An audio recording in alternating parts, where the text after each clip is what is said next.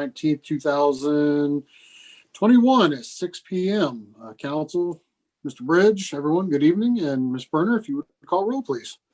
Yep. Mayor Lowry, Here. Councilman Grimm is absent. Councilman Rodwald, Here. Councilwoman Nowakowski, Here. Councilman Cobb is also absent. Councilwoman Eggleston. Here. And Vice Mayor Cook. Here. That is 5 members present. Thank you very much. And moving on to the invocation tonight by Vice Mayor Cook. If you'll bow your heads, our Heavenly Father, please guide us tonight through this work session as we try and do the business with the city of New Carlisle. Protect our first responders, our sheriff's deputies, our troops overseas, and let's see if we can get rid of this coronavirus. Other than that, protect all of our citizens to the best of your ability. Amen. Thank you very much, Mr. Vice Mayor. And moving on to the pledge. Dale was not here tonight with the flag, so we'll just go without. Go without. I pledge allegiance Allegiance to the To flag the Flag flag of the United United States States of America, and to the republic republic for which for which it it stands, stands, one nation, one nation, nation, under under God, God, Indivisible. indivisible, with liberty and And justice justice for all. for all. All right, maybe that's a call we were looking for earlier. Thank you very Okay, much. is he up and all right? Great. All right, It's not letting him in. Okay. just wait a All righty, second. that's what they wanted to know.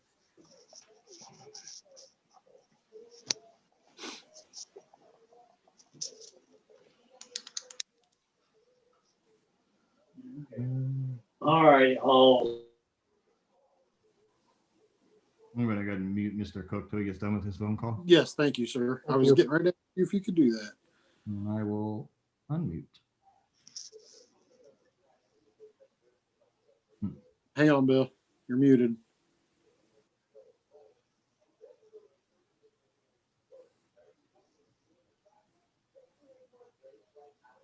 There we go. Okay, it's not letting him in to the situation.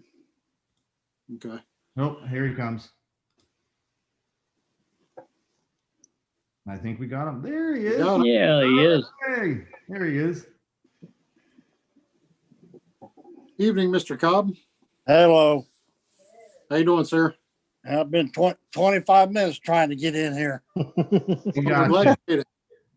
So, all right. So we've just to catch you up. We've done the pledge. Attendance. Mr. Cobb is here now, and we're moving on to, let's see, action on minutes, none.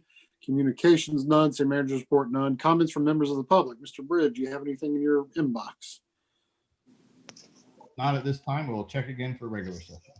All right. Thank you very much, sir. Committee reports, none. Resolutions, none. Ordinances, none. Other business, legislation discussion. And we'll hand it to you, Mr. Bridge. Well, thank you, Mr. Mayor, members of council, and members of the public and business owners that should be watching. So tonight on the agenda, we just have one ordinance. I usually only do one ordinance when we do the actual annual appropriations for this year. So what we have in front of council tonight is the 2021 appropriations. And just so if you guys happen to see that, if you're watching from home, the appropriation is just the amount of money that we are able to spend. Council approves the revenues in a different meeting when we certify to the auditor, and we accept those rates. But what we're doing tonight is approving how much your city administration is able to spend over the year of 2021. So again, that is a yearly housekeeping ordinance, but that is in front of council tonight for their approval. All right. Thank you very much, Mr. Bridge. Council, any discussion, questions, or comments on this particular item? Okay, it doesn't appear so. So we can drop down to, or pretty much the same part of the agenda here, open discussion for any city related business if you don't have anything on that particular topic. So if anybody has anything, this would be the time. Is it an appropriate time to be able to talk about the board positions It and is what pretty- we need to do? Yeah, it's pretty much an open forum for any other discussion topics city related. So yes, you are more than welcome to do so, Ms. Nowakowski. Theoretically, by the end of the month, we are supposed to appoint those boards, and we haven't advertised for the interviews or held any interviews and whatever. We particular haven't board- even, Which particular board you're referring to? Because not there are all, open pieces on all of them. well, what I'm saying is which one, because not all of them are required to be filled. I don't believe, if I'm not mistaken, correct, Mr. Bridge? I know there's some that we have to have filled, like the zoning and planning and whatnot, but I know some of like the Human Rights Board. I don't think legally, does it have to be filled, Mr. Bridge? I mean, it is part of the requirements. If it doesn't get used or not, there's no sense of bringing someone on. But just to add to what Linda said, we have some appointments that are in front of council tonight. And the rest of the vacancies will be, what we usually do with that is you guys go and appoint the ones that want to renew. And then we'll go ahead, like we do multiple times a year, put those postings out for the vacancies. And then as they come in, council will be able to interview them. So tonight what you have is for the people that I spoke with who want to rejoin for a next 3-year term. And then what we have is a few vacancies on the main boards, like the planning board and the board of zoning appeals. So we'll go ahead and put letters out for that, feelers to get some volunteers. The volunteer firefighter defendant fund board, as we had noted in the city manager report, they actually have delayed their renewals due to COVID. So as soon as we get that in the mail, we'll go through that process. The Civil Service Commission deals with police officers that we hire ourselves. So since we contract out some of those boards, like I said, I think council would have to really look at those, and the ones that are not required by charter, take a look at those and see, should we continue on with them? Right. All right, thank you, Mr. Bridge. Ms. Nowakowski, anything else to add or? No, I just want to see that we're getting the information out so that we can get people in. Keyword. Yep. All right, thank you very much. Anyone else? Any other topics? Mr. Vice Mayor? Do we want to discuss the memorandum from the law director in regard to the magistrate's court? We can if you would like so. Well, I think, this is something that could get, I guess the word is a little lengthy, so I'm thinking Right. that if we discuss it in this open forum, we're going to kind of have an idea of where we want to go. Right. I'm scrolling down to it. So if you've got anything to add to it or want to go over, feel free. I'm finding it right now. Well, I guess, Jake's take on this thing was the chief of police basically sits in on the mayor's or magistrate's court. I believe in the past, we have always had a bailiff who has been a police officer. My thinking is, and I have not had time to look into that, whether or not we can, I believe, let me rephrase this. The chief of police, I believe, would be an appointed position by the city manager. Am I correct? I don't know how that would work since we don't have our own police force. Because some of the managerial positions, like, clearly me, but you have two other administrative positions that I would have to have consent to hire or terminate. And that is your Right. director and your finance director. So, I don't know how that would work with the police chief. I think if I had to make a professional assumption, I say it would probably align with other safety service oriented departments like your fire department. So I don't know if that would require council involvement to hire or terminate. Do you mind if I add on to what you're saying, Mr. Vice Mayor Cook? Go ahead. Yeah, so I guess when Jake, then that memorandum was when Jake came out earlier, and I just put it all together so council would have a list of all the documents that we have pertaining to, information regarding mayor's court, which was a software quote, and then the mock report that could be submitted to council. But Jake, and I don't know if Jake had said it in that memorandum or it was a side conversation I had with Jake, but out of all of the mayor's courts, there was only like 2 or 3 that did not have their own police force. They contracted out, similar to what we do. And if I recall correctly, Mr. Jeffries had stated that we would just have to have an agreement with the sheriff's office as to who we would want that to be, and that's how the other jurisdictions do it. So if we wanted our police administrator to be there, we would have to discuss that with them. Of course, they would have to pay them for their time, which we all expect that to happen. But since we don't have that, our own police force, and we contract out, we could do it similar like the other very small amount of mayor's courts do, and just reach out to the county sheriffs and see if we have some sort of agreement in place. Well, my thinking was that primarily if we were to have just one of the deputies do it, if there was a way to appoint him as a bailiff, Mm-hmm. rather than have the administrative there doing this for an hour twice a month. That's my gut feeling, that the bailiff situation, by just utilizing one of the deputies, would be a little cheaper on us, number one. And it possibly may, at that point, be a little more concise of the way we want to approach this. Mm-hmm. Yeah, I'm sitting here reading over and it says there are 4 mayor's courts out of 292 mayor courts in Ohio operated by villages or municipalities without their own police departments. So, yeah. And some of Yeah, this I want to talk council about. Sorry to interrupt you, Mr. Mayor. Say we No, pull you're good. that one contracted deputy and we use them. Does that mean we're pulling that deputy off of this road patrol? Or do we have double coverage for that time when mayor's court's there? That was Right. My thinking would be we would have double coverage for that night if we could work the schedule out. And that way we would not take the road deputy off. Mm-hmm. I'm just making notes if you guys see me looking down here. There's another way we can approach that is maybe just have, and it is something that we want to be a consistent bailiff every single time. Or how do we just do something where you sign up for extra duty hours and come get it if you want?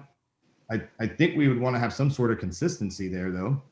Yeah, Yes. Well, maybe, Go ahead, go ahead, Mike. Mr. Wright. I was just going to say maybe see, and I mean, I don't think it's really that big of a deal, but maybe see what Enon does. Do they try to keep it consistent, or do they just let it bounce around with who happens to need hours that week, or however they play theirs out?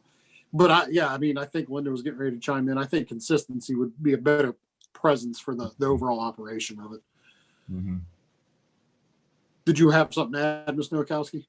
No, I think the consistency is important, because once you learn something, if the next guy comes in and you just don't have the experience within that position. Correct. Yeah. Anything? Mike, else? I would agree with the consistency. However, I would prefer, if my thoughts are any good on this, would it be the possibility of a couple of those deputies being trained, due to the fact that if one were gone or could not fulfill that type thing, then we've got somebody to fill in that would have Yeah. background knowledge and a little experience on the job. Yeah, or needs to take a week vacation because they're going out of town. Good idea. So. I have another question. Does it have to be, and I don't know if anyone can answer this or not, we might have to ask Jake about it, but like, does it have to be like an acting, someone who's employed, or can we get someone in here who just has maybe a peace officer license that can still act like a cop but not be employed? So I was thinking we have a resident in town, well- Mr. Fields. Oh, If well, they yeah, and would do that. I was thinking of another one too, but yeah, I'm not going to say his name, but yeah, where there's still I guess you call it- Auxiliary. Yeah, there Auxiliary. you go. That's it, auxiliary, where they're still a deputy, but they don't really work a day-to-day job through Mhm. No, the but county, but they're on the books. Yeah, and they're required to work X amount of hours a year to maintain their certification. Right. We have several, 4 or 5 off the top of my head in this area Yeah. that serve those roles. Like, cause we hire some of those for like the festival for security and Mhm. whatnot. And basketball games and football games at the high school and things of that nature. That was the reason I kind of alluded toward the bailiff position. That I believe that if you did have one of those fellows that, and you could assign him as a bailiff position, that way it would eliminate the situation. But I think that's something Jake needs to get into. Yeah, that just made me think of something else too, since we're having an open discussion on this. Like, we have policy strictly against bringing weapon. Well, like, that wouldn't apply to a. That wouldn't. Yeah, no. Law you're right. enforcement, yeah. Yeah, you're right. Forgot you went down that road. Yeah, you're right. Because they're allowed. Yep. Moving a million miles an hour here. Okay. Anything else on this one? All right. I had one I wanted to bring up. This was kind of an old topic. I was getting ready to send it back out to you guys, but I don't want to lose it off my page either. This came through back in, I'm looking at it at the same time in March of 2020 and this bounced around through a handful of us, some not because they weren't on council at the time, but from Jake, I think Randy set it out about alcohol, alcohol sales in the city of New Carlisle and what it would take to get us back there. And Jake had sent out his opinion. I don't know how much you remember of that topic, Mr. Bridge. I don't expect you to, give me kind of replies or answers right now, but I would like, if council wouldn't mind, if we could, I don't know if we could just refresh that maybe for a topic for another meeting down the road, Mr. Bridge, if you wouldn't mind, just on the agenda for something for us to talk about, so everybody can maybe get freshened up on it. Sure. If you have any issues with that. Nope. Is that okay with the rest of council? That's fine. Fine. Oh, I agree. Yes, please. I think it's long overdue. Thank you, So that sir. was dated March 2020. That legal opinion was. I'll send it back out to council just because I know exactly where it's at on my folder here, but it was actually sent 3/9/2020. Okay, so I think in that what he did summarize was clearly we know certain parts of town can. Correct. And they would have to actually, the individual person who's wanting to do that, it would be their undertaking to put it on the ballot, if I remember correctly. But it's such a long time ago, I don't want to speculate. But yeah, I mean, that's a good idea. I would love to have. Yeah, I just want to touch on it. I mean, I think it's an interesting topic that needs to be looked at again. Absolutely. I agree with you. Yep, So- got it noted. Thank you very much, sir, and council. And that's all, Mr. Vice Mayor. Okay, I got another situation here. The planning report. We had 248 total violations issued in 2020. Of that, 208 has been completed and cases closed. Where do the other 40 cases stand? We are in limbo with them till we figure out what sort of court remedy we are going to have, whether that be mayor's court.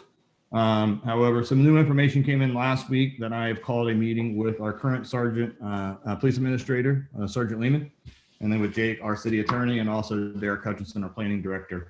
And we will be meeting on the 25th at 2:00 because I've been given conflicting information about, yeah, we can use the courts and no, we cannot.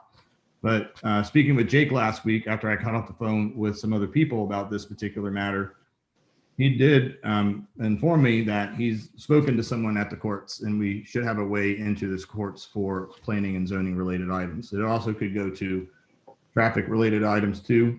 So we'll have a better picture of that next week. But to answer your question, sir, it is because we're in limbo with some sort of way to abate that. We don't, some of those are some things like chipping paint on wall houses. We don't have the in-house manpower to do that right now. So we are, like I said, waiting to find some agency to get them into for further enforcement. Do we have any kind of a time limit on those code violations? It depends on when council moves with mayor's court and then how fast we can get them into the courts of the county. Right now, we don't have any authoritative jurisdiction other than us to go and do that. Normally how we would do it. Yep, go ahead. is, I guess what I'm asking is, under normal circumstances, once those citations have been issued, is there any, I guess the word is any time limit that something has to be done on that in order to remedy them or dismiss them? Well, that goes back to one of the very few meetings we had when COVID started, when we had informed council that this year with the planning department, we're not going to go after big structural things. So because of the burden it would put on people with not having jobs. So when we issue a violation, they normally have, depending on the scale of what's going on, X amount of days to correct the problem. If it's grass, we give them 5 days. Anything above that, usually have about 10 days. The ones that are in limbo are the ones that, like I said, either the house needs painted, tipping down, there's structural issues. We do not have the resources in-house to get that done, so we put them through court. They're issued the violations with the assumption that we would have some sort of remedy to put them into. And then it came out that we could not use the courts, and that's what council decided to look into the mayor's court side of things, to do things in-house. And I just said a few minutes ago, now we have some new information that came back to me from our law director that we may have some avenues to put them in with the courts, the county municipal court. I think I'm done. Yeah, Derek had talked about all that at the last meeting with those cases that were still in limbo, and we've disclosed that to council about every meeting for the managers that he's brought up, because they are in limbo. We do have some agreements in place with some of those. So another thing we started doing is saying, hey, okay, we understand this is a big project and it's going to cost money. So we'll put you on what we call like a agreement letter that says you have it done by X amount of date. I'll jump in on this topic if you don't mind, Mr. Vice Mayor. So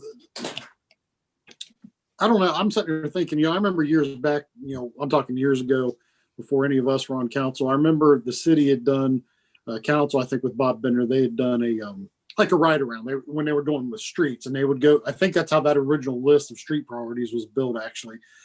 Council road, I think with, some members of the city building, and just kind of prioritize the street list. I don't know. I would think maybe something similar would be good as far as the zoning and the codes, because I see a lot of stuff, and I don't know if the things I see have been looked at, or if they've been tagged or things, and some of the things I see, I don't think they have. So I don't know if it's just because, the council, we all live in town, so we all know, we see things on a daily, we know exactly what's out of place, versus maybe someone who doesn't live in town doesn't maybe pick up on it just quick. And I'm not saying they're not doing their job. Maybe they just don't see it as quick as we do, because we see the town every single day of our lives. But I would say that there's, in my opinion, there's a lot of stuff out there that's either not been tagged or has been accidentally overlooked. Would there be a way to maybe set something like that up where we could, as a group, maybe do it in the summer where it's nice out, where we could maybe walk some sections together and just kind of look at some of these areas as a group together? I mean, I don't know what you think about that, Mr. Vice Mayor, or council, or even Mr. Bridge. I mean, because I still see lots of cars parked on side of buildings, trailers, barns that have been put up within 2 feet of fence lines when it's supposed to be 5 feet off, trees and bushes that are growing over sidewalks, which is a safety issue. And these are things that really don't cost money to take care of. It's just typical, cleaning up and throwing stuff in trash bags or setting it out to the curb. So. Well, in order not to get us into the situation where we got more than 4 council persons at one time, right, would it be more apropos to, let's say, I would drive and take 2 people with me. We do a tour of a section. For example, if Mr. Bridge wanted to go along with the other 2 council members, that wouldn't throw us into a situation. Or I don't think, according to, I guess the word is trying to keep our situation clear with the charter, that Derek would be involved with us. That way we would not be getting into day-to-day operations. Correct. What would you, if you mind me cutting in, what would you, I mean, if council was wanting to organize something like that, Mr. Bridge, what would you rather you, the admins and your code enforcers stay out of it and let us do it on our own and give you a report? Or would you like to maybe one of the enforcers to maybe ride with us or, something of that? What do you think? Well, I think this is a good opportunity for us to work together as long as we adhere to the charter requirements and honor the form of government we have. What we have Correct. is an opportunity for what Mr. Cook said. Maybe get whatever amount of council members would be under the 4 to get you guys together. And I have no problem putting me and Derek in a car with you guys and just kind of maybe walking around or driving, because here's what I don't want to happen. I don't want you guys to blindly go look at a house and be like, oh, what's going on with this? Well, Derek's going to have a history with that. He's going to tell you, yeah, there's a variance listed on that house. Yeah, we tagged this guy. Yeah, this is a habitual vendor. And maybe he can take his iPad with us and use the software that we have as we go along. So I think it's an awesome time to get together, as long as we, like I said, adhere to the style of government we have, and then we have the no quorum on council. But what a great way to come together. Awesome. Thank you, sir. Thank you, Mr. Bridge. And anyone else on that topic? I think it's a good idea. Yeah. I do too. I was driving around town today and noticed several things. And some could be considered hazardous, so.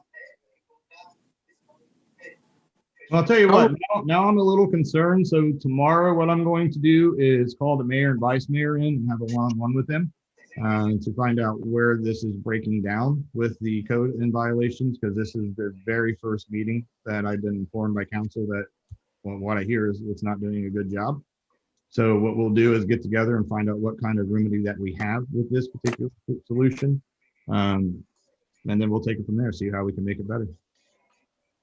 Thank you, Mr. Bridge. Let me stress also, Randy, I don't want to, as far as me, I can't speak for this council. I don't want to say they're not doing a good job. Like I said, I don't know what some of the oversights may be, and some of them may already be addressed. And I know that the town has also been, I don't know if I'd say the word let go, but we haven't been in the financial position to have the code enforcers, the amount that we have now. So the city's obviously going to be playing catch up on a lot of these items.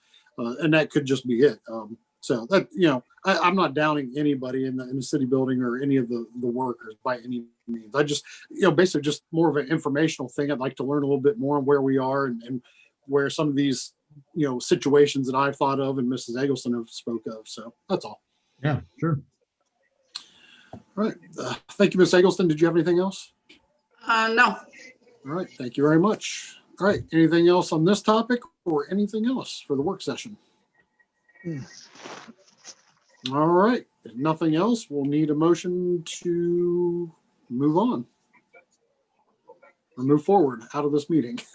Motion to adjourn. Come on. Motion to adjourn. Second. I think I heard Peggy with the first and Ms. Nowakowski with the second. Yeah. All right. Vice Mayor Cook, Yes. Mayor Lowry, Yes. Councilman Rodwald, Yes.